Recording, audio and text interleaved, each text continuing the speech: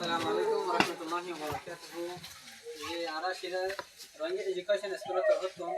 Yani onarane kitab kagede Rohingya zuban community tu. Iba kitab ga onar asa ashede azza bari halkaron ze.